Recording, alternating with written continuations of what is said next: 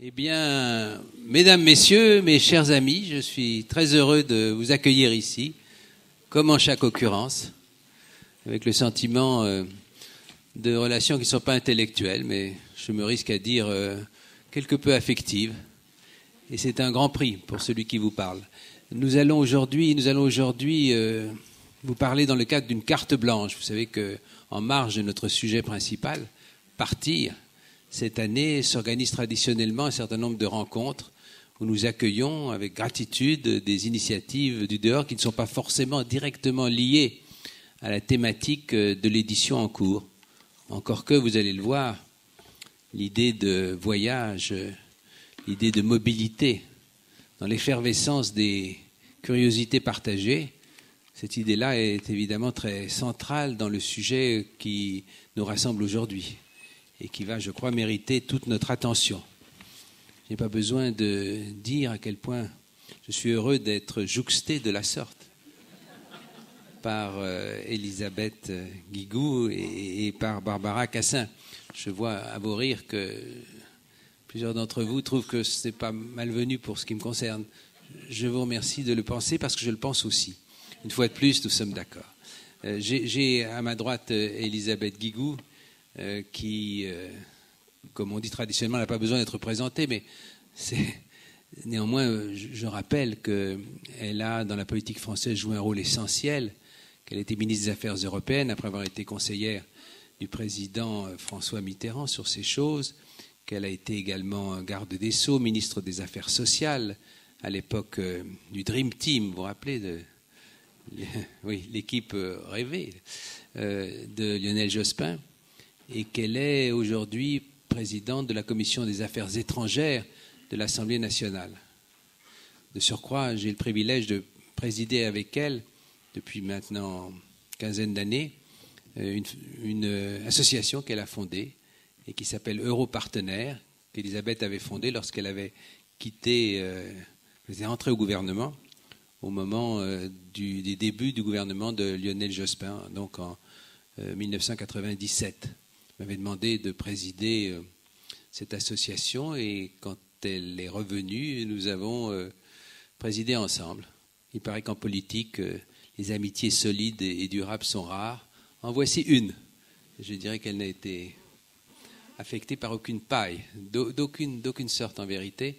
C'est pour moi un privilège, une chance de pouvoir gouverner avec Elisabeth cette association qui s'est donnée comme but de servir l'Europe dans la diversité des conceptions et des acceptions que ce mot peut porter et des ambitions aussi que l'Europe peut nourrir, avec l'idée de servir l'Europe. Ensuite, on peut discuter des formes de ce service, mais dans la conjoncture actuelle, vous sentez bien qu'une association comme la nôtre, modeste, mais qui travaille toujours un peu au-delà de ses moyens, c'est quelque peu fatigant, mais finalement très, très revigorant et très satisfaisant. C'est une association qui, parmi d'autres, s'efforce de réfléchir aux problèmes européens contemporains. L'Europe en a besoin rudement et de servir par diverses rencontres, entretiens. Je vous ai des invités si vous passez par Paris.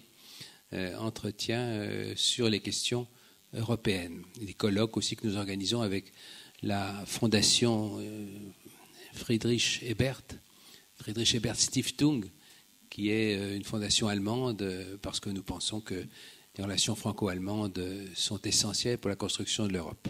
Mais aujourd'hui, nous allons regarder, je vais vous le dire dans un instant, plus directement vers le sud. Et puis, autre privilège, autre bonheur, à ma gauche, j'ai Barbara Cassin. La dernière fois que nous avions débattu, c'était dans un temple parisien. Un temple, entendez, protestant. Et j'en garde un souvenir précis.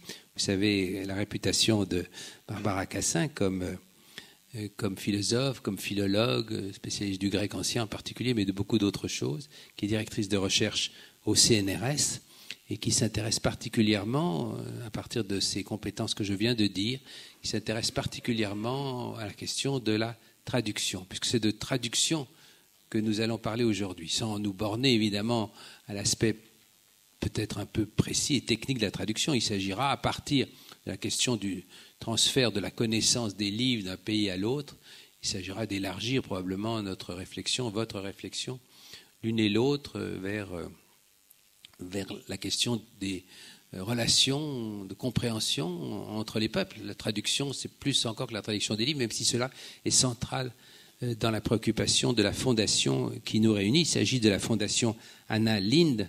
Je vais demander à Elisabeth de vous rappeler qui était Anna Lindh, pour ceux d'entre vous qui ne la connaîtraient pas, ministre suédois assassiné, et qui a donné le nom à une fondation qui est très, très précieuse et qui est tournée vers la Méditerranée. Comment faire qu'autour de la Méditerranée, on se comprenne mieux à partir d'une évidence, à vrai dire, assez surprenante et un peu réfrigérante, qui est qu'on traduit extrêmement peu de livres du monde arabe vers nos peuples. Mais ce n'est pas seulement une traduction de l'arabe vers les langues européennes, c'est aussi vers l'hébreu.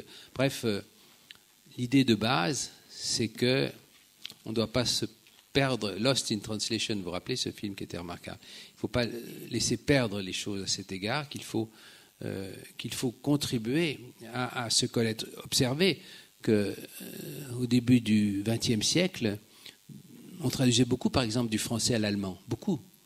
Et encore de façon assez considérable entre les deux guerres. Et qu'aujourd'hui, on traduit beaucoup moins de livres de l'allemand au français et du français à l'allemand. Ce n'est pas notre sujet direct, mais il est dans la ligne de ce que je vous disais sur l'Europe, même si c'est d'abord de la Méditerranée que nous allons parler. Voilà le schéma général. Et puis, après vous avoir entendu l'une et l'autre, nous ouvrirons naturellement le débat, parce que je suis convaincu que les questions qui seront posées susciteront votre intérêt et titilleront votre réflexion civique. Voilà ce que je voulais dire. Et maintenant, je donne la parole à Elisabeth Guigou pour l'écouter avec beaucoup de gourmandise. Bien, merci, cher Jean-Noël. Bonjour à tous et à toutes. Ça me fait plaisir d'abord de me retrouver ici à Blois. J'étais venue il y a quelques années parler justice, je me souviens. Je crois une autre fois pour parler Europe. Mais c'est la première fois que nous nous trouvons côte à côte depuis que tu présides, cher Jean-Noël. Intimidant, mais je vais surmonter. Ces rencontres. Et je m'en réjouis évidemment parce que tu viens de rappeler tous les engagements communs qui sont les nôtres pour l'Europe. Alors, je vais d'abord vous dire ce qu'est la Fondation Anna Lindh pour le dialogue des cultures euro-méditerranéennes, car c'est une fondation qui est trop peu connue. C'est une fondation qui a été créée en 2004 par les États membres de l'Union européenne, les institutions européennes de Bruxelles et les États des pays du sud de la Méditerranée, du Maroc jusqu'à l'Égypte et la Turquie incluses, y compris Israël, la Palestine. Et donc c'est tout le tour sud-est, le Liban bien entendu, de la Méditerranée, avec l'idée qu'il fallait absolument que l'Union européenne se tourne vers son sud, et en particulier vers le berceau de la culture européenne qu'a constitué la Méditerranée depuis des siècles et des siècles, évidemment. On se souvient des pages admirables que Braudel a écrites sur le sujet. On se souvient que dans les mythes anciens, la princesse Europe avait été enlevée sur les rivages de la Phénicie, c'est-à-dire le Liban probablement, ou la Syrie, on ne sait pas très bien, par Zeus déguisé en taureau et qui l'a amené jusqu'en Crète, la princesse Europe. Voilà, et c'est de là qu'est né ce mot, ce beau mot d'Europe. Alors, la Fondation Anna Lindh, elle a été créée en 2004 par tous ces États.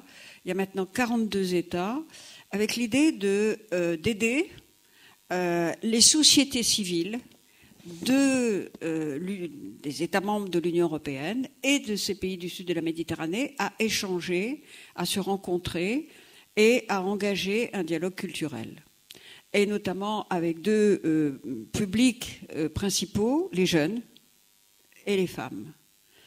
Depuis sa création, à laquelle nous avons donné le nom de Anna Lindh, qui est une ministre suédoise qui a été assassinée dans un supermarché où elle faisait ses courses, qui était promise à un brillant avenir, qui est une femme que j'ai un peu connue, moi, qui était en plus de ça extrêmement chaleureuse et qui était déjà une figure dans son pays et en Europe, et dont la vie elle aurait été certainement vraiment, elle aurait joué un grand rôle certainement. Donc ça a été ressenti comme une perte. Et par ailleurs, elle a été assassinée par un fanatique.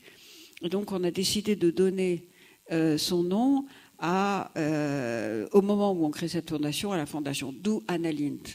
Et nous avons maintenant, dans ces 42 pays, nous sommes un réseau d'associations, 5000 ONG dans ces différents pays. Et nous avons évidemment toutes sortes d'activités. Mais pourquoi la traduction?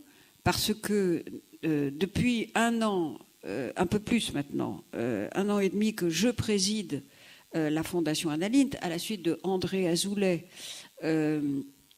qui l'a présidé pendant 6 ans, je me suis aperçue qu'il n'y avait aucune visibilité à cette fondation, quoiqu'elle fasse des choses très très intéressantes. Dans des programmes, par exemple, nous en avons un que nous avons avec le British Council et qui s'appelle Young Arab Voices, Jeunes Voix Arabes, et qui a mobilisé uniquement au sud de la Méditerranée 90 000 jeunes quand même, dans le dialogue entre eux et avec leurs institutions, pour les faire participer à la vie civique, leur montrer, tout simplement, leur donner quelques outils aussi de compréhension du monde et du pays dans lequel ils vivent. Sont souvent des jeunes de milieux très modestes, donc qui ne vont pas à l'université nécessairement, qui ont encore moins l'occasion de voyager en Europe. Et c'est évidemment un vivier extrêmement intéressant.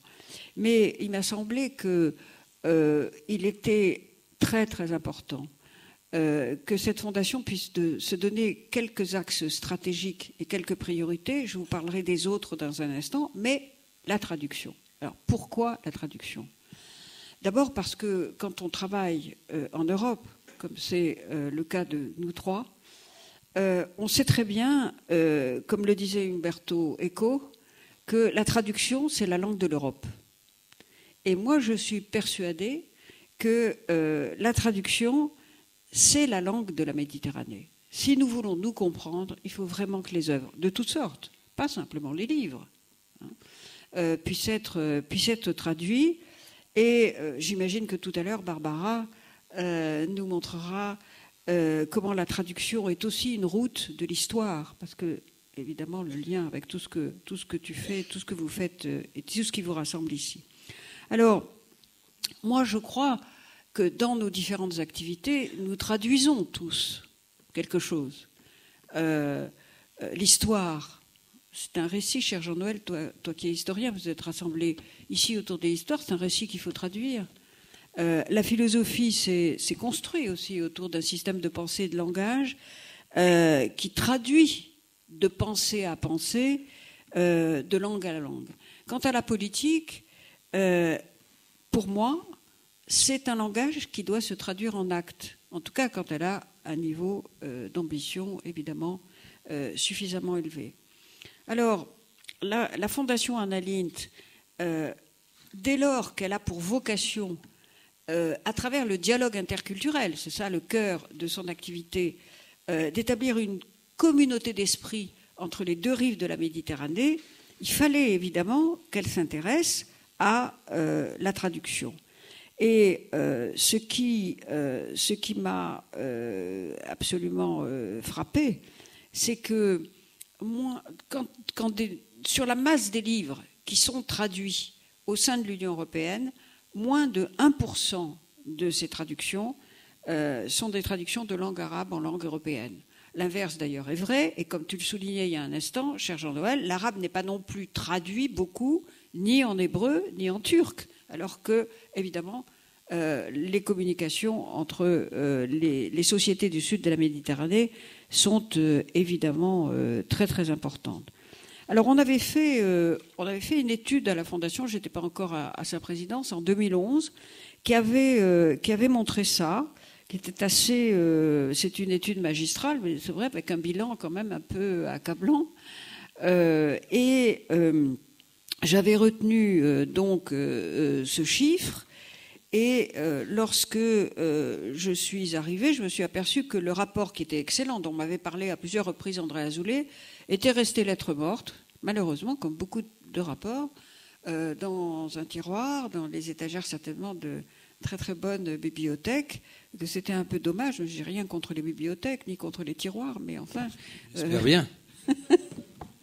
Voilà. Donc, et vous voyez bien qu'aujourd'hui, non seulement il y a une nécessité de traduire si nous voulons nous comprendre. Bon, il faut commencer par savoir comment les autres réfléchissent, raisonnent, aiment, se distraient, pensent le monde, évidemment. Mais, bien entendu, il y a encore plus urgence aujourd'hui que nous avons un monde qui est évidemment secoué par des soubresauts tragiques, par des idéologies mortifères, celle de Daesh en particulier, mais il n'y a pas que Daesh, il y a Boko Haram, qui veut brûler tous les livres, et qui s'est institué contre l'enseignement universel. En tout cas, au sud de la Méditerranée, c'est ça, que nous avons ces guerres, le martyre d'Alep, qui est plus cruel encore chaque jour, avec ces casques blancs admirables qui continuent à essayer d'enterrer les cadavres, de soigner les blessés, de déblayer les décombres, de rétablir l'eau potable et l'électricité quand ils peuvent, que j'ai reçu il y a un an à l'Assemblée nationale, à qui j'espérais qu'on allait décerner le prix Nobel. Mais la paix en Colombie, c'est bien aussi, c'est vrai. Donc, nous avons un monde à notre sud qui est secoué par toutes ces tragédies. Et je dois dire que dans notre Union européenne, les choses ne vont pas très bien non plus, puisqu'on voit très, très bien les idéologies, alors qui ne sont pas mortifères, qui sont dangereuses, de l'exclusion de l'autre, du refus de la compréhension, de la négation de la fraternité, du repli sur soi, malheureusement prendre le dessus, de la négation des valeurs européennes d'ailleurs, et telles qu'elles sont consacrées dans nos traités, nos engagements internationaux.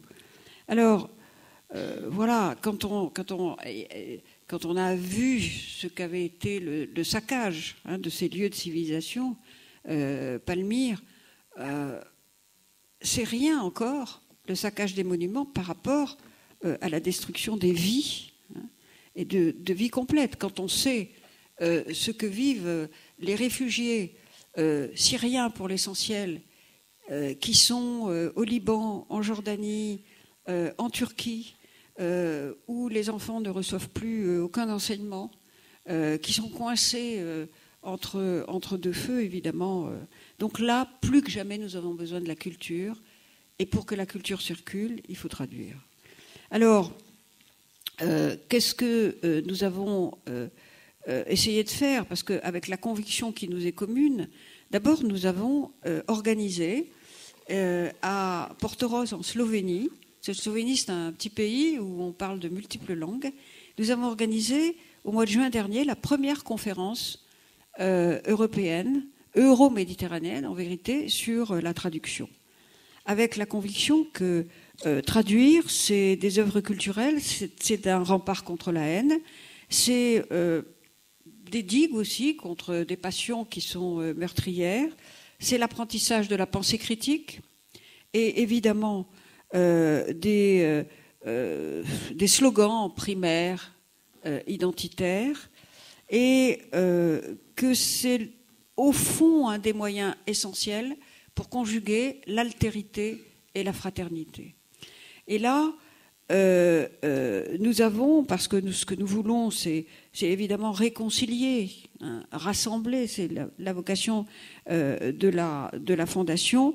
J'ai pensé que cette première conférence, était essentielle pour établir une stratégie de développement de la traduction entre les œuvres des deux rives de la Méditerranée. Alors, pour ça, j'ai rencontré évidemment les principaux responsables européens. J'en ai parlé à Jean-Claude Juncker, à Federica Mogherini, aux deux commissaires européens qui sont principalement responsables. Et ce que nous voulons faire, c'est que la Fondation Annaline sur le dialogue des cultures soit le pivot évidemment du dialogue culturel.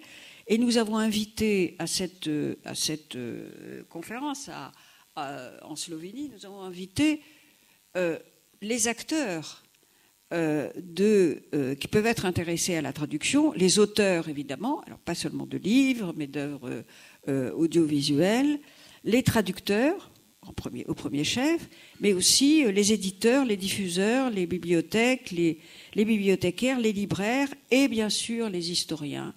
Parce que, d'où le lien avec Blois, parce que je pense que la profondeur de l'histoire peut faire comprendre à quel point nous avons besoin de la circulation des œuvres culturelles aujourd'hui. Et évidemment, parce qu'il n'y a pas de dialogue culturel sans compréhension réciproque. Et je veux rappeler ici cette très belle phrase de Goethe que beaucoup d'entre vous connaissent certainement: qui ne connaît pas de langue étrangère ne sait rien de la sienne.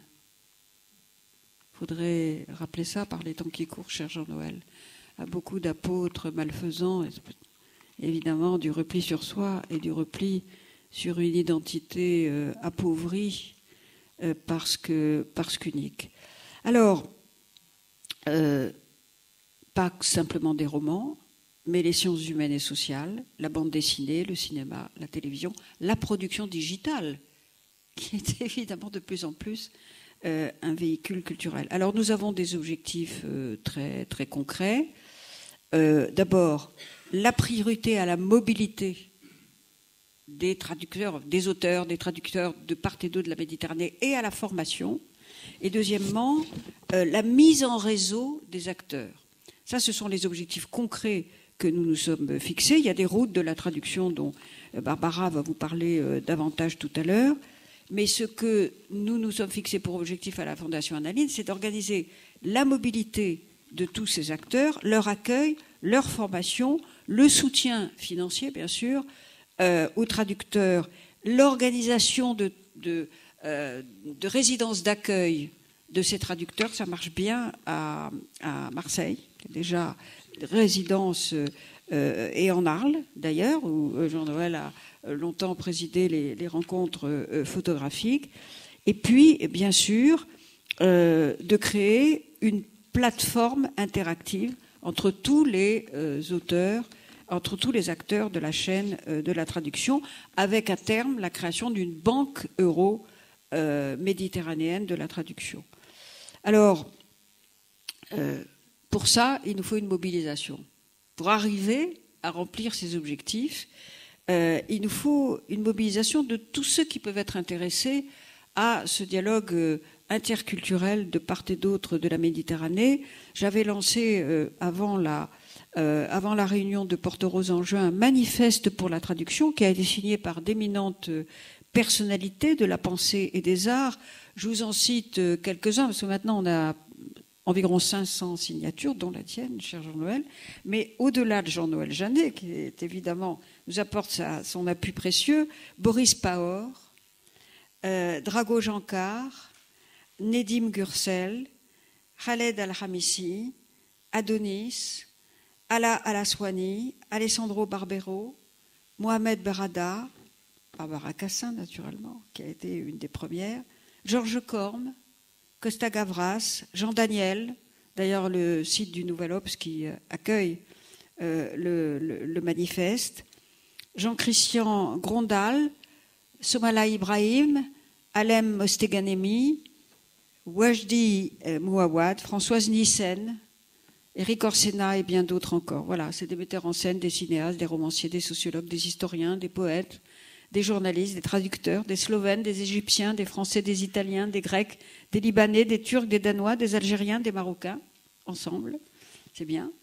Et ce manifeste est en ligne. Il est en ligne en anglais, en turc, en arabe, en hébreu, en français, en slovène. Chacun d'entre vous et chacune peut le signer. Et moi, je voudrais, cher Jean-Noël, qu'à partir de Blois, il puisse y avoir un manifeste des historiens. Voilà, parce que si on comprend d'où on vient, on est plus à même de comprendre le présent et d'imaginer ensemble un futur. Alors, je terminerai en vous disant que moi, si je me sens vraiment motivée personnellement par ça, c'est parce que je suis née de l'autre côté de la Méditerranée, au Maroc, que j'ai baigné dans une autre culture. Évidemment, j'étais française, j'étais dans des écoles françaises, Mais c'était cette autre culture qu'elle m'a apporté énormément, que j'ai gardé évidemment à la fois un grand respect, une grande estime, une grande admiration pour ces cultures venues du Sud qui nous ont apporté beaucoup à nous, Européens. Je ne manque pas une occasion d'ailleurs à chaque année, au début de mon cours en master à Sciences Po, de rappeler ce que l'Europe doit aux cultures du Sud de la Méditerranée. Et puis aussi parce que, bon, ici à Blois, moi je pense qu'on ne peut pas dissocier le travail sur l'histoire et les historiens de ce que nous voulons faire de notre présent et de notre futur, ce que nous essayons de faire avec Jean Noël dans l'association Europartenaires quand nous réfléchissons à l'Europe, notre Europe qui est bien malade aujourd'hui mais qu'il nous faut pourtant sauver, parce que si nous sauvons notre Europe, c'est nous-mêmes aussi que nous sauverons avec ces valeurs qui sont admirables et cette charte des droits fondamentaux que nous avons contribué à élaborer. Merci, cher Jean-Noël. Merci, Elisabeth.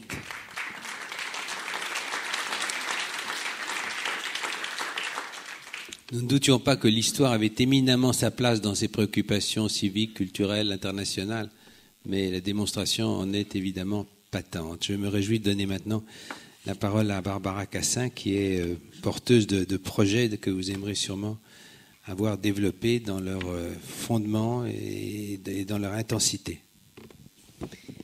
Au fond, c'est un cas particulier que je vais développer, un cas particulier de ce que peut faire, de ce que peut contribuer et aider à faire la Fondation Anna Lindh. Je travaille en ce moment sur un projet d'exposition, sur une exposition qui va s'ouvrir en décembre au MUCEM. Le MUCEM, c'est à Marseille, le musée des civilisations de l'Europe et de la Méditerranée. Et j'ai proposé au MUCEM un projet sur la traduction, qui s'appelle « Après Babel, traduire ». Et j'ai pensé, et cela consonne parfaitement avec tout ce que vient d'exposer Elisabeth Guigou, j'ai pensé que avait sa place dans ce site magnifique qu'est Marseille et le J4 et le MUCEM, avait sa place un projet dont la visée, dont le but était deux choses. Première chose, montrer que notre culture, et je ne sais pas ce que ça veut dire, je mets toujours des guillemets à ce que vous avez entendu là, notre, c'est des guillemets. Je mets des guillemets à notre, je ne sais pas ce que ça veut dire. Mais notre culture, notre civilisation est une civilisation de la traduction. Et cela se voit, et je vais le développer dans un instant, avec les routes de la traduction qui sillonnent la Méditerranée. Donc, notre civilisation est une civilisation de traduction. Premier point.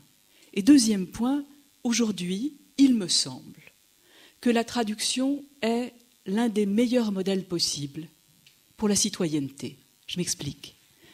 Traduire, c'est savoir faire avec les différences. C'est accepter de mettre en rapport, même quand ça ne marche pas tout à fait.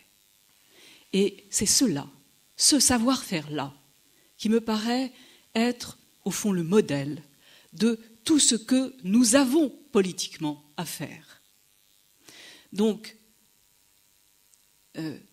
civilisation, notre civilisation, et savoir-faire avec les différences, c'est cela qu'il faut enseigner.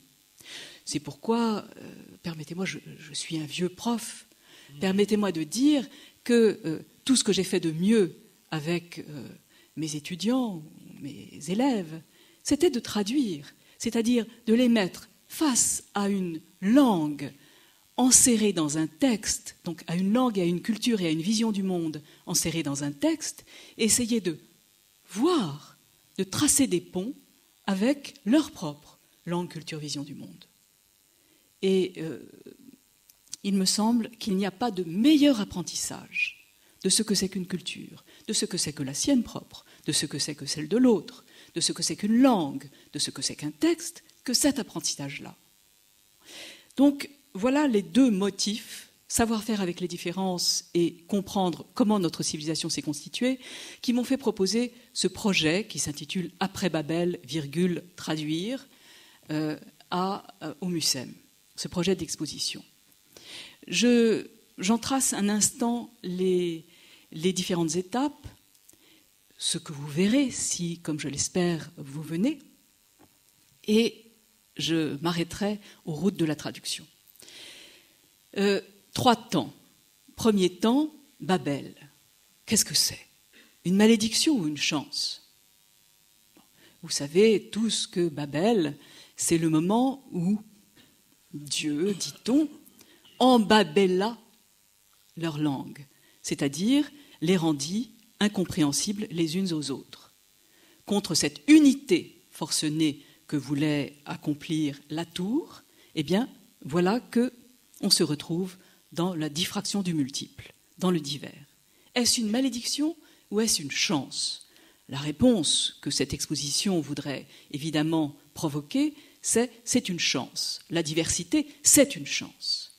C'est une chance à condition de savoir la travailler, à condition de savoir faire avec. Et l'unité est...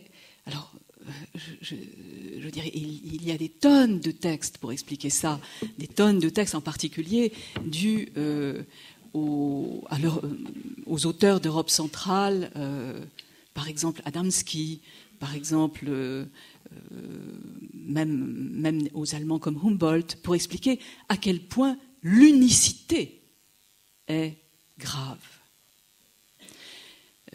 L'unicité, la mono-universalité est grave. Et la diversité est ce qui peut permettre de compliquer l'universel. Je sors en même temps un ouvrage qui s'appelle Éloge de la traduction et dont le sous-titre est Compliquer l'universel. Il me semble que la traduction est ce qu'il y a de plus propre à compliquer l'universel. J'aimerais juste vous dire pourquoi ça m'intéresse de compliquer l'universel. Peut-être en citant une phrase de Derrida, que d'ailleurs je ne retrouve pas, qui doit être restée dans les papiers, que je n'ai pas pris là. Nous allons rêver cette phrase. Oui, ben, c'est assez simple. Il dit qu'au fond, chaque fois qu'on parle d'universel, c'est du sien qu'on parle. Il n'y a que des universels appropriés. Et il dit aussi, et je le crois, que la pathologie de l'universel, c'est d'exclure. Bon. Il faut vraiment y réfléchir. Il n'y a d'universel. Mon universel, il est plus universel que le tien. Voilà en gros ce que dit l'universel toujours. Y compris, pardonnez-moi. Je vous en prie 4 heures et je ramasse les copies. Y compris peut-être celui des droits de l'homme qui, d'une certaine manière, est le mien, pas le vôtre. Bon. Donc, la traduction est ce qui permet de comprendre qu'il y a plusieurs points de vue et qui permet de fuir le un unique, le un de langue qui aujourd'hui s'appelle Globish, Global English. J'ai, avant cette exposition, fait un gros dictionnaire. Nous étions 150 à le faire et là aussi, il fallait savoir faire avec les différences. Un gros dictionnaire qui s'appelle le dictionnaire des intraduisibles en philosophie. Et le but de ce dictionnaire, c'était ni Globish, ni nationalisme ontologique. Ni Globish, c'est-à-dire ne pas croire qu'une seule langue, ce pseudo-anglais qui est en fait la langue des experts de Bruxelles, qui n'est absolument pas le bel et bon anglais de Jane Austen ou de Henry James, ni d'ailleurs celui d'Oxford, qui est le seul qu'on ne comprenne absolument pas quand on fait un colloque. Donc cet anglais global, qui est celui des grilles, et celui qui fait en sorte que nous revenions tous à une aune commune qui est la quantité. La qualité est simplement aujourd'hui une propriété émergente de la quantité. Et pour cette quantité, il faut un commun dénominateur. Eh bien, le commun dénominateur, c'est le Globish. C'est la langue des experts et la langue des grilles. Bien. Donc, l'un des buts de ce dictionnaire des intraduisibles, c'était ni Globish, c'est-à-dire globish plus dialecte, les dialectes étant le français, l'allemand, le vrai anglais. Bon. Donc ni globish plus dialecte, ni ce que j'ai appelé, pour faire court, le nationalisme ontologique, c'est-à-dire la certitude qu'il y avait des langues meilleures que d'autres. Et je suis philosophe, je voulais dire des langues philosophiquement meilleures que d'autres. Et là, évidemment, pour ceux qui sont philosophes, vous entendez que je renvoie à Heidegger, l'allemand et le grec, et l'allemand encore plus grec que le grec, pour prendre en considération une langue et une hiérarchie des langues. Donc, ce dictionnaire des intraduisibles avait comme but de montrer, à partir des difficultés de se comprendre, à partir de ces symptômes que sont les intraduisibles, non pas ce qu'on ne traduit pas, mais ce qu'on a du mal à traduire, eh bien, avait pour but de montrer, de faire toucher la diversité des langues dans son aspect, disons, le plus créateur, le plus créatif. C'est donc dans la suite de ce dictionnaire que j'ai proposé que Babel soit considéré comme le point à partir duquel on peut travailler la diversité et la prendre en considération pour ce qu'elle est, c'est-à-dire pour une chance. Donc, dans la première partie de cette exposition, nous travaillons sur Babel et les politiques de la langue et de la traduction, les politiques de gestion du multiple et du divers. Puis, dans une deuxième partie, nous travaillons sur les flux et les hommes. Et c'est là que interviennent notamment les routes de la traduction. Les flux et les hommes, c'est d'abord, historiquement, la translatio studiorum depuis le Moyen-Âge, c'est-à-dire la translation la translation des savoirs, la traduction des savoirs, celle qui passe d'Athènes à Rome, puis au monde arabe, et qui se disperse dans le monde entier en revenant vers l'Europe d'Athènes et de Rome, vers notre petite Europe. Donc la translation des savoirs est évidemment simultanément, et tous les historiens le savent, une translation du pouvoir. C'est le pouvoir qui circule avec les langues et avec les traductions. Et pour cette exposition, je ne sais pas si je peux dire en partenariat, mais en tout cas, disons sous l'égide d'Anna Lindh, nous avons conçu quelque chose comme un métro poétique. Les stations seront, ou les lignes plus exactement, les lignes de ce métro, c'est Aristote, Galien, Euclide, Ptolémée, Galien, les mille et une nuits, Galien j'ai déjà dit, les mille et une nuits, Marx, Tintin. Bon. Et on suit la manière dont se répandent ces œuvres, qui sont portées par des hommes et par des langues différentes, et la manière dont elles traversent le monde.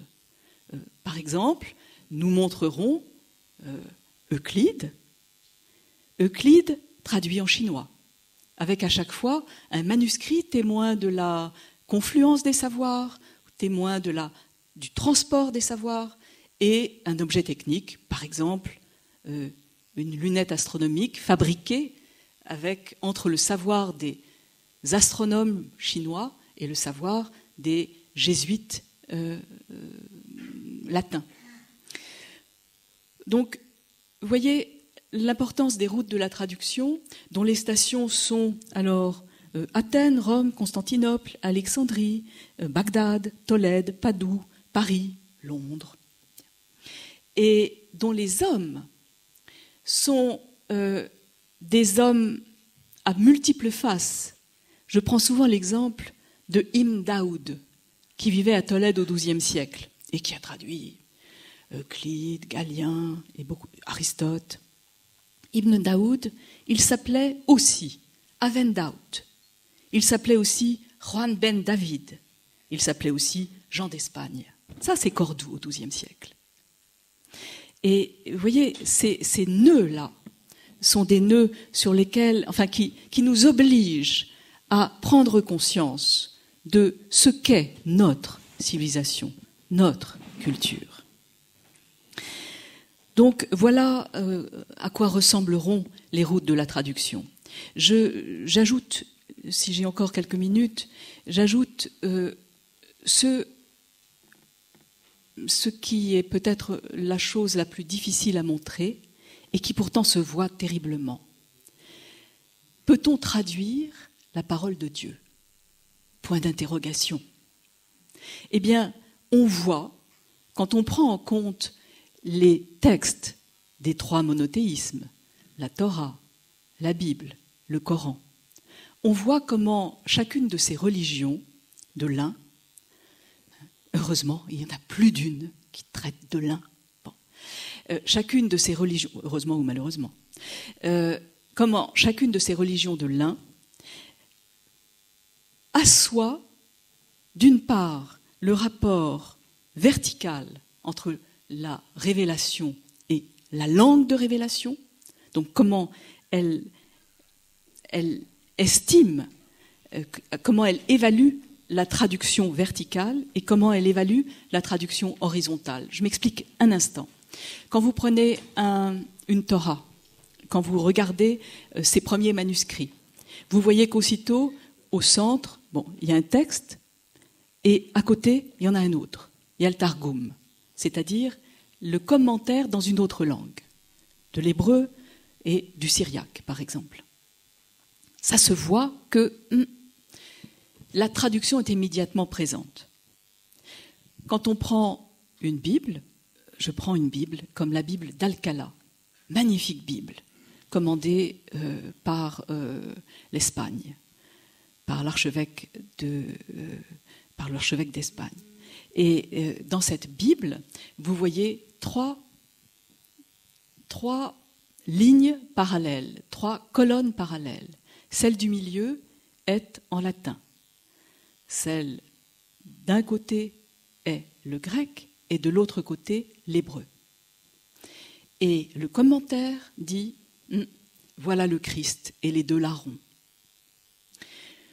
Je continue. Le Coran. Le Coran ne se traduit pas. Ce qu'on traduit, c'est le sens du Coran. Le Coran est révélé dans une langue, l'arabe, qui est la langue du Coran, c'est-à-dire celle qu'on prononce, même si on ne la comprend pas. Celle qu'on psalmodie, même si on ne sait pas jusqu'au bout, jusqu'au ce qu'on est en train de dire. Et on voit dans les premiers Corans qui sont conservés la manière dont une ligne en arabe est souscrite, si vous voulez, par une ligne dans une autre langue, par exemple en parsi, un mot sous un mot, de telle sorte que la phrase de dessous ne se construit pas. Ce qui compte, c'est la phrase de dessus en arabe, et en dessous, c'est pour vous indiquer ce que ça veut dire. Vous voyez, dans ces 3 aspects qui sont présents physiquement, on peut, à partir de ces 3 aspects, on peut réfléchir à la manière dont on peut travailler ensemble des textes et des religions qui ont une profonde différence de conception de rapport à la traduction. Voilà, j'arrête si vous voulez. Merci beaucoup, merci beaucoup.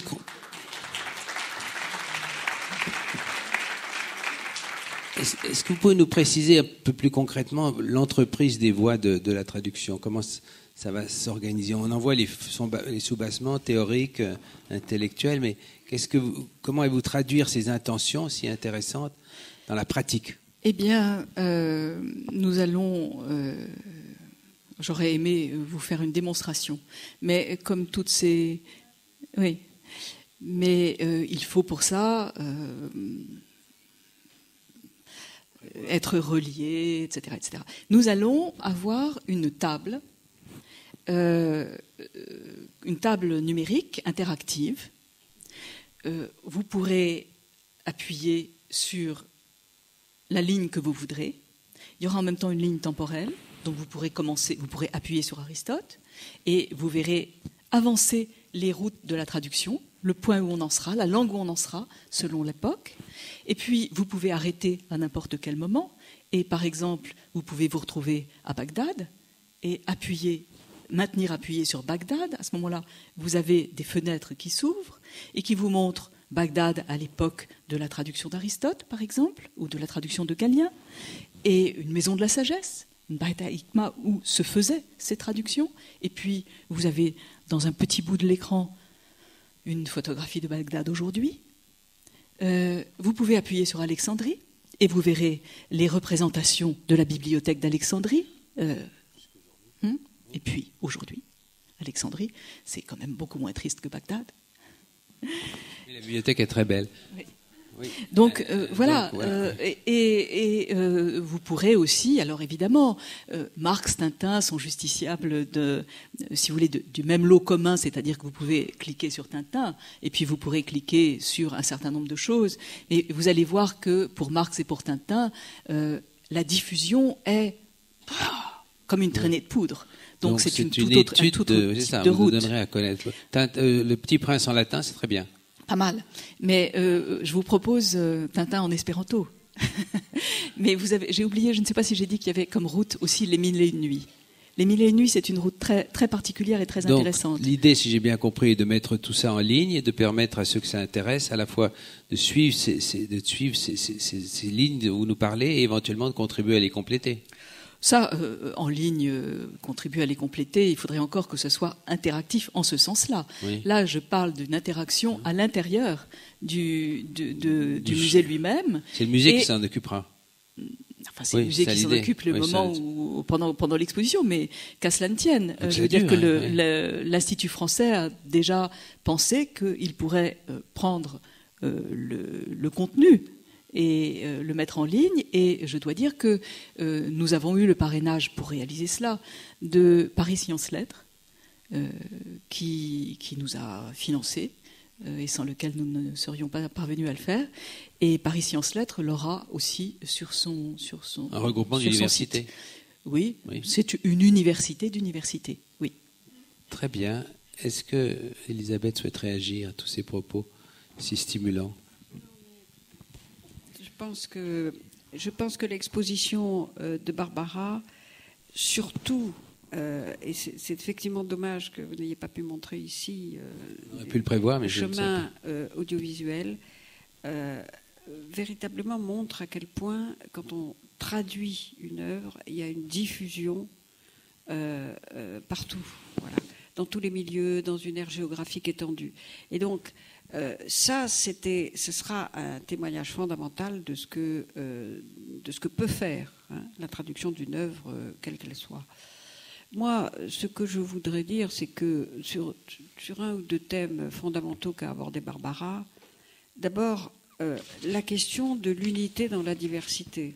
Ça, c'est évidemment, c'est la devise de l'Union européenne, vous savez sans doute.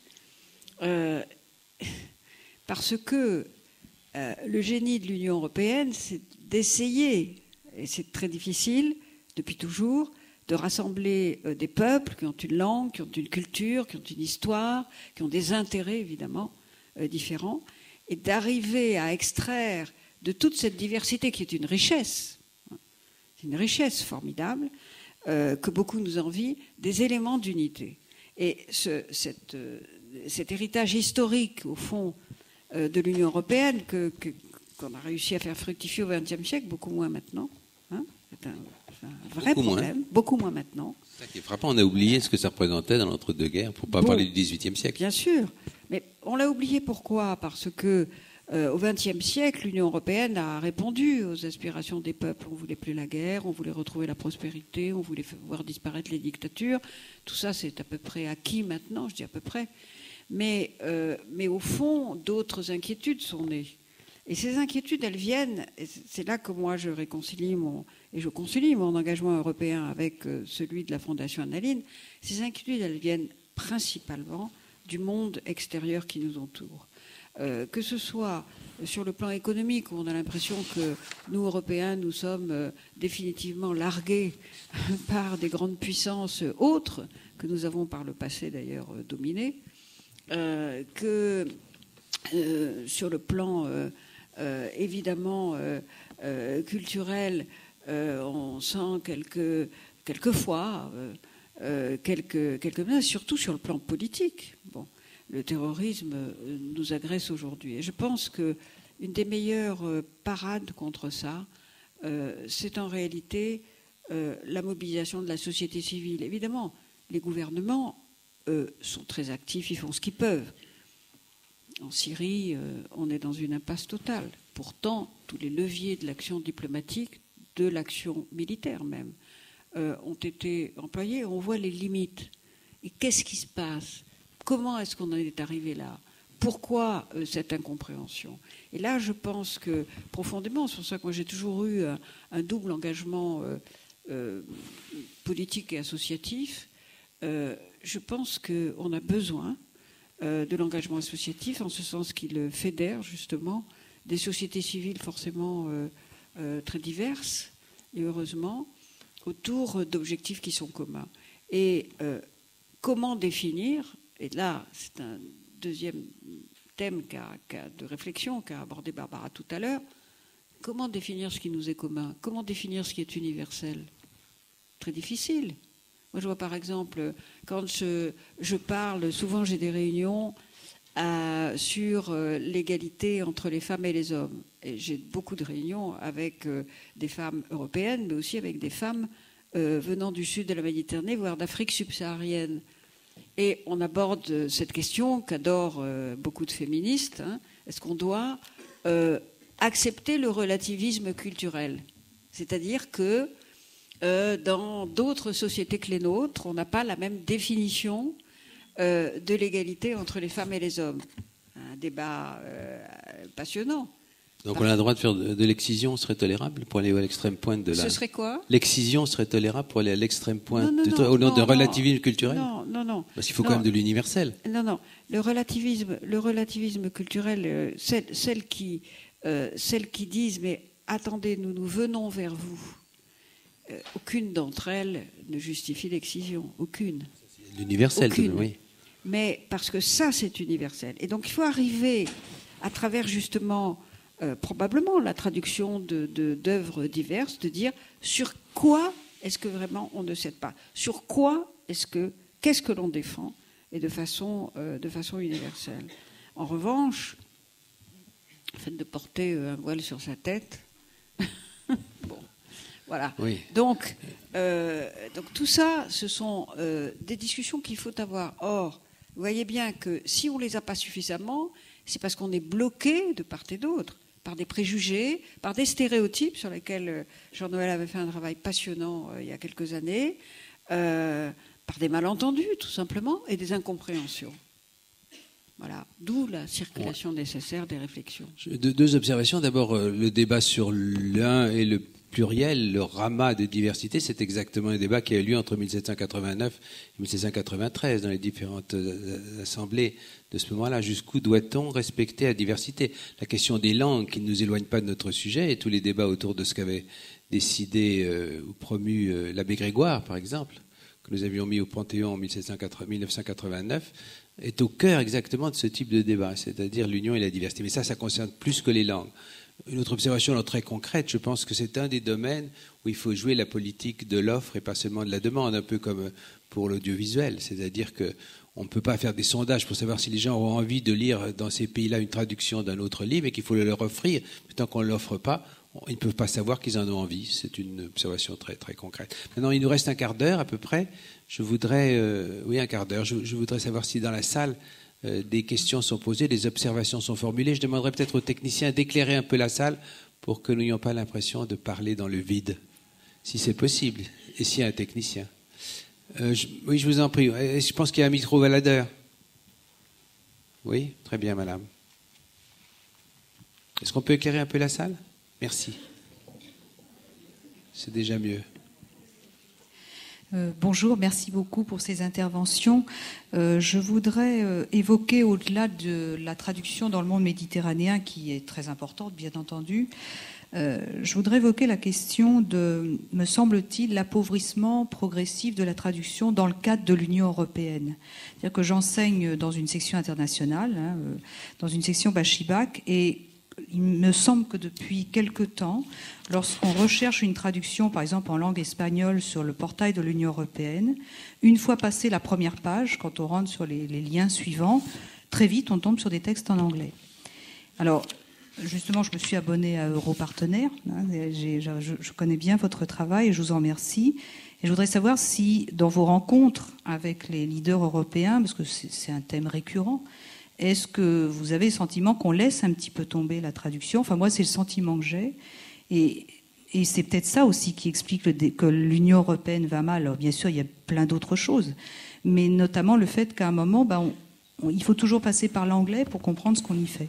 Enfin, je me trompe peut-être dans mon analyse en même temps. Je vais donner la parole à mes voisines, mais je voudrais observer que c'est exactement la problématique qui s'était imposée à moi lorsqu'il y a une dizaine d'années, étant président de la Bibliothèque nationale de France, j'avais essayé de promouvoir une bibliothèque numérique européenne, à partir de l'idée non pas qu'il fallait combattre l'américain ou l'anglais ou le globish, pas du tout, mais qu'il fallait défendre et illustrer les langues, non pas seulement comme un instrument de communication, mais comme un élément intrinsèque de la culture dans sa diversité. Et qu'il fallait par conséquent considérer que l'offre devait être organisée selon des hiérarchies, des systèmes globaux, des ensembles réticulaires qui seraient fondés sur une réflexion qui serait la nôtre et qui ne serait pas celle de la puissance dominante en termes culturels pour des raisons techniques, pour des motifs qui sont historiques, parce que mon successeur n'a pas souhaité continuer. En particulier, la chose s'est en partie naufragée. Mais néanmoins, comme toujours, quand des beaux projets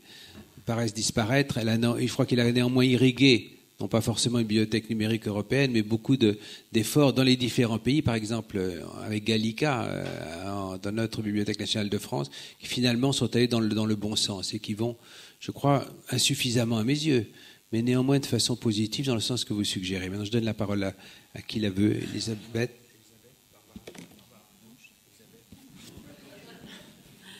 Non, mais c'est un vrai souci, ça. Moi, je refuse toujours, dans mes rencontres officielles, de parler autre chose que le français. Mais j'observe depuis des années que tout le monde ne fait pas ça. Par exemple, moi j'ai commencé ma carrière de fonctionnaire au ministère des Finances. On se glorifiait, et on se glorifie encore, de ne parler qu'anglais. Ça fait chic. Donc, et en plus, moi j'adore l'anglais. J'ai commencé mes études universitaires par des études d'anglais. J'adore cette langue. J'ai étudié l'anglais ancien, de Chaucer. Tous les grands auteurs, bien entendu. Les contes de Canterbury. Ce qui me navre, c'est ce qu'on fait de l'anglais en plus, dans le globish. Bon, passons. Alors, quel est le problème? Au sein de l'Union européenne, plus on s'est élargi, plus le nombre, évidemment, de langues à traduire a augmenté. Et donc, il est arrivé un moment où, en principe, au Parlement européen, par exemple, toutes les langues sont traduites. Mais dans la production des papiers, Dieu sait si elle est prolixe au sein de l'Union européenne, d'ailleurs on ferait moins de papiers, on s'en porterait bien mieux, petit à petit, pour des raisons, alors sous des prétextes fallacieux, mais de rapidité, etc., les premiers textes sont maintenant systématiquement en anglais, et je regrette qu'en France, on ait accepté de travailler sur des textes anglais. Moi, quand j'étais ministre des Affaires européennes, je refusais, pourtant, évidemment que je pouvais les comprendre, mais je refusais de travailler sur des textes anglais. Donc on a manqué de résistance. Et alors maintenant, vous me direz, le Brexit va peut-être changer les choses, parce que du coup, comme les Irlandais, les Écossais, les Maltais ont déclaré leur langue locale, et pas l'anglais, par esprit justement de résistance culturelle, du coup l'anglais n'est plus... quand ils seront sortis, parce que là, ça va durer encore un moment, il ne sera plus une langue officielle de l'Union européenne. Bon, on va trouver un arrangement, parce que C'est vrai que, par exemple, hier, je recevais un commissaire grec, le commissaire grec, un type absolument charmant, qui fait des choses formidables sur la préservation de nos normes sanitaires. Vous voyez à quel point c'est important quand on négocie le TAFTA ou les grands traités commerciaux internationaux, de préserver quand même la protection de nos normes environnementales. Mais alors, lui ne parle pas français, moi je ne parle pas grec, et donc il a parlé anglais, moi j'ai parlé français, mais il avait un collaborateur qui traduisait. Et c'est vrai que quand on a des rencontres internationales où notamment on négocie ardemment des choses extrêmement compliquées, par exemple l'accord nucléaire avec l'Iran, par exemple une résolution aux Nations Unies, forcément on arrive à se parler anglais, quoi. Parce que c'est la langue commune. Alors ce qu'il faut, c'est organiser une résistance par rapport à ça. C'est-à-dire ne pas abandonner les traductions. À notre conférence à Porto-Rose, on avait le chef des traducteurs de l'Union européenne, un monsieur, évidemment, d'une compétence. Et il nous a dit, mais tout ce que vous avez dit, vous ne pouvez pas savoir, comme c'est du baume à mon cœur, parce que lui se bat tous les jours pour avoir davantage de moyens. Alors voilà, c'est une question de temps, c'est une question de moyens financiers. C'est pour ça qu'il faut des événements, il faut des initiatives, il faut, comme ce que fait Barbara, ce que nous essayons de faire à la Fondation Anna Lindh. Voilà. Barbara ? Oui, je voulais simplement dire que c'est pas seulement qu'on a manqué de résistance, c'est qu'on a franchement collaboré. C'est-à-dire que personnellement, je suis au CNRS et on m'a enjoint. Je suis au CNRS en philosophie, c'est-à-dire dans un domaine qui n'est pas un domaine, disons, de sciences dures. Et on m'a enjoint à un moment donné, c'est en train de reculer parce que nous n'avons plus le même président, mais on m'a enjoint à un moment donné, plus le même directeur, de publier en anglais parce que il fallait que le CNRS soit bien classé, que ces philosophes devaient être bien classés, et que pour être bien classé, eh bien, il faut savoir combien on a. Alors, vous connaissez le facteur H peut-être. Le facteur H, c'est combien avez-vous publié d'articles dans des revues classées A. Les revues classées A sont anglaises en général, et combien de fois ont-ils été cités? Donc c'est ce chiffre-là qui vous permet ou non, selon qu'il est élevé ou bas, de demander, de solliciter un programme européen. Et donc, évidemment, c'est-à-dire de solliciter de l'argent. Donc il faut comprendre jusqu'où ça va. Et c'est pour ça que tout à l'heure, j'étais si violente par rapport à l'évaluation et par rapport aux langues de l'expertise. C'est évidemment un cercle vicieux. Parce que si on nous dit qu'il faut publier dans des revues anglaises et que les bons articles vont dans des revues anglaises, il se créera exactement le contraire de ce qu'il faut faire si chacun affirmait qu'il faut parler dans sa langue. J'ai eu une expérience aussi, tout le monde en a, quand je présidais le BNF, qu'il y avait des réunions de directeurs. Quand je suis arrivé, tout le monde parlait plus ou moins en anglais.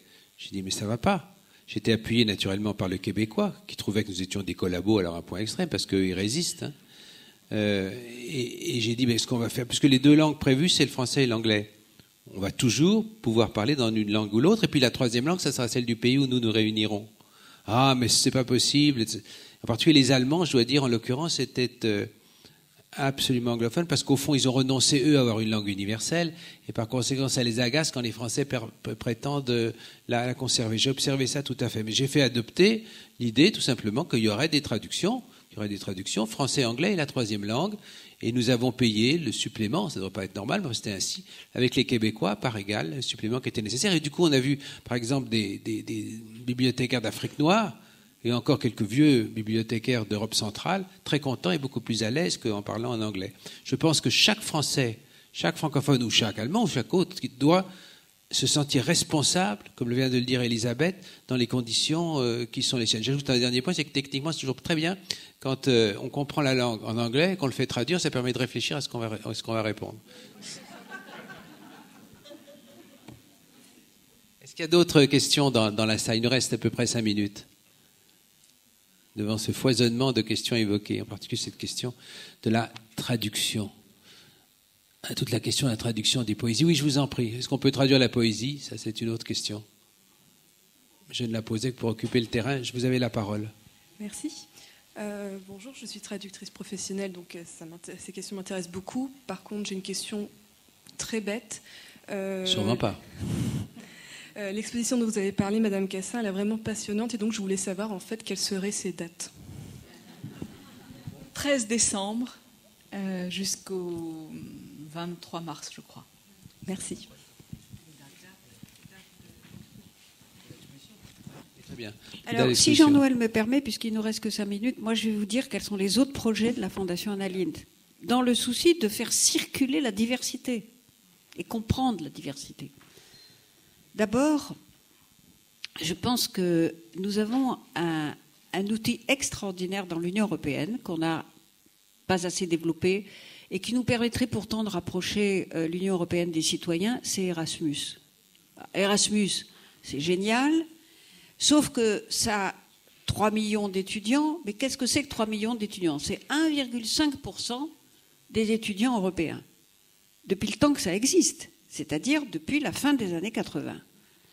Alors évidemment, c'est formidable, il y a eu des bébés Erasmus, tous ceux qui ont fait Erasmus sont absolument des Européens, leur territoire c'est l'Europe. C'est fondamental parce que vous voyez bien que c'est au confluent de ce qu'est l'esprit européen, l'échange, la connaissance de l'autre, de ses coutumes, de ses... Bon. Et l'amour partagé, en l'occurrence les bébés, bon.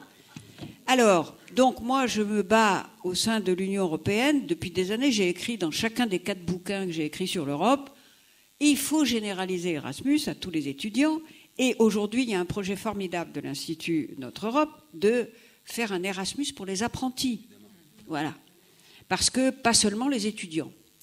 Ce qui m'a donné l'idée, au fond, ces jeunesses de part et d'autre de la Méditerranée, qui ont exactement les mêmes aspirations. Au sein de la Fondation Annaline, on mesure ça depuis 2004, tous les 3 ans, on fait une grande enquête. Il y a une stabilité, une convergence à plus de 80%, aspiration aux mêmes valeurs, au même espoir. Bon, donc il y a une concomitance, si vous voulez, des espoirs de nos sociétés, en particulier chez les jeunes. Or, qu'est-ce qu'on fait pour faire se rencontrer les jeunes européens et les jeunes du sud de la Méditerranée? Pas grand-chose, franchement. De plus en plus, parce qu'on est obligé de protéger nos frontières, et pour des raisons de sécurité, évidemment qu'il faut le faire. Mais moi, la principale question aujourd'hui, c'est comment est-ce qu'on peut concilier la sécurité et la mobilité. La mobilité. Et vous voyez bien à quel point ce sujet va devenir de plus en plus crucial, parce qu'avec une Afrique qui va doubler sa population, et on commence à à instrumentaliser ça dans le débat politique, de la plus odieuse façon d'ailleurs, nous devons traiter ce problème. De la maîtrise des migrations, évidemment, mais de la circulation aussi. Alors, moi je pense que la seule façon de concilier sécurité et mobilité, dès lors que nous sommes obligés, nous Européens, de contrôler davantage nos frontières, ce que nous aurions dû faire depuis bien longtemps, car c'était prévu dans Schengen et que nous n'avons pas fait, il faut absolument organiser des routes légales de circulation et non pas devenir une forteresse. D'où le passeport des talents qui sont donnés à des acteurs de la vie économique de plus en plus maintenant. L'entreprise, le Quai d'Orsay, enfin, se soucie de faciliter la délivrance des visas à des gens, des artistes, des intellectuels, des entrepreneurs, mais aussi, il faut qu'on arrive à faire se rencontrer les jeunes. Or, je préconise la création pour ça d'un Erasmus des associations. Parce que nous, dans nos 5000 ONG, 5000 associations, la Fondation Annaline, on a des dizaines de milliers de jeunes, on les connaît, on sait que s'ils viennent dans nos associations, c'est parce qu'ils partagent justement les mêmes aspirations que celles de notre jeunesse à nous en Europe. Et donc, nous avons déjà lancé, on concrétisera à notre forum à Malte au mois d'octobre, l'idée que nous aurions, dans un premier temps, une plateforme de rencontres virtuelles, n'est-ce pas, mais que nous allons devoir développer les échanges de part et d'autre de la Méditerranée. La deuxième chose sur laquelle je voulais attirer votre attention, c'est que, puisque nous avons besoin de lutter contre la radicalisation des esprits chez nous et dans les pays du Sud, c'est la même problématique. Tout le monde est victime des attentats et du terrorisme aujourd'hui. Et on voit bien comment les jeunes se radicalisent instantanément, du jour au lendemain, sur Internet. Parce que d'autres jeunes leur parlent. Alors bien sûr, il y a beaucoup d'initiatives, et elles sont bienvenues, institutionnelles. En France, on a plusieurs initiatives de lutte contre la radicalisation, d'abord pour permettre aux familles aussi de rencontrer une écoute, une action, de pouvoir empêcher des jeunes, par exemple, de partir faire le djihad en Syrie ou en Irak ou ailleurs. Mais vous voyez bien que ça, c'est déjà à un stade où on est très alerté. Or, il faut agir encore en amont. Et moi, je pense que si ce sont des jeunes qui parlent à d'autres jeunes, ce sera plus efficace que si c'est un langage institutionnel. Et pour ça, il faut leur donner des moyens, tout simplement, de discussion, des forums. C'est pour ça que j'ai lancé un partenariat avec Facebook pour qu'on puisse créer avec Facebook des forums de discussion entre jeunes qui permettent justement d'avoir un autre récit sur la toile que ce que propage Daesh. Il faut garder en tête que Daesh, c'est 10 000 sites, depuis plus de 10 ans. Voilà. Et qu'ils ont une avance, évidemment, considérable. Alors, on n'est pas très loin de la traduction avec ça, au contraire. Mais voilà, je voulais vous dire, profiter de cette occasion, merci encore, cher Jean-Noël, de vous dire davantage ce qu'était la Fondation Annaline pour le dialogue des cultures, et peut-être de vous intéresser à quelques-unes des initiatives, et d'abord la traduction, et d'abord l'exposition de Barbara au MUSEM que nous prenons. Merci. Nous avons été ravis de vous accueillir toutes les deux avec ce que vous portiez d'avenir. Merci à tous, la séance est levée.